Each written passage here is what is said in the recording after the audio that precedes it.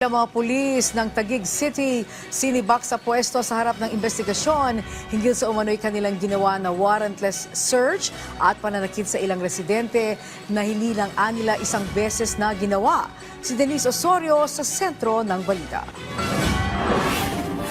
Sibak ang nasa 10 pulis ng Taguig City Police Station matapos mahuli sa nag-viral na CCTV ang umanong pananakit sa mga bata habang tilang pinag-aalughog ang isang tindahan sa Taguig City. Ayon kay Taguig City Chief of Police Colonel Joey Goforth, kumpirmadong taga-Taguig City Police Substation 5 ang mga nakitang kapulisan sa video. Makikita nyo doon sa video, no? 4 na sila doon sa loob at pinagtutulong-tulungan na nila.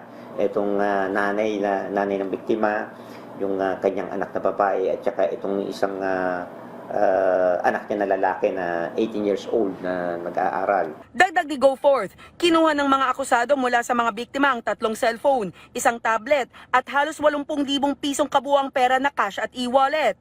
Pero ayon sa biktima, pangalawang beses na raw itong umanong pambubulabog ng mga naturang pulis dahil may naunang insidente na raw noong May 2024 kung saan nakuhanan sila ng worth 200,000 pesos ng pera at gamit. Hindi na mabigkas ng biktima ang takot at kabang nararamdaman niya noong nangyari ang ikalawa pang insidenteng kuhang-kuha sa CCTV. 3 araw pa lang nakakalipas. Sobrang takot. Wala, talagang super nervyos. Talagang sobrang at tataka ako, ba't ganun? Git ng ginang, habang sinasaktan ng kanyang mga anak, pilit niyang hiniling makita ang search warrant at ang pirma ng huwes, pero sadyang hindi ito pinapakita ng pulis. Sinisigaw ako dito. Yun po ang sabi nila. Ibibiin nila ako. Hindi ko alam po bakit ibibiin nila ako. Kahit itong kamay ko, bagay sa ngayon, 3 posas po ginawa nila sa akin. Ang kinabit po nila 3 posas. Talagang nag-hysterical po ako. Talagang kala nyo baliw ako dito na nag-hysterical ako na hindi ko alam kung ano kasalanan ko kasi 3 posas kung anong kaso ko.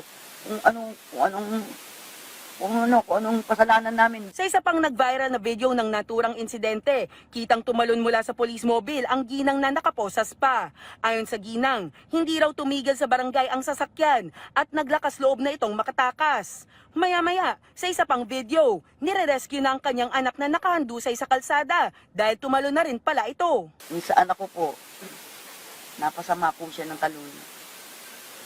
Nakita niyan tumalon ako, napasama siya tumalon, tumama po yung... Sa huli, humihingi raw ng tawad ang mga pulis mula sa biktima at pamilya niya. Pero pursigido ang mga anak ng ginang na ituloy ang pagkaso.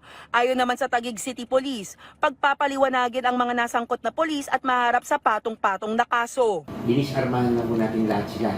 Lahat ng kanilang firearm, government-issued firearm, as well as yung PNP-ID sa ating kinumpiska na napapahid po natin yung kaukulang kaso sa kanila na robbery do sa mag-ina, no? And yung violation of domicile. Now, do sa administrative case naman po, ito po bumubulong na at sinisigurado po natin na bibigyan natin ng hustisya itong mga biktima. Denise Osorio para sa Pambansang TV sa Bagong Pilipinas.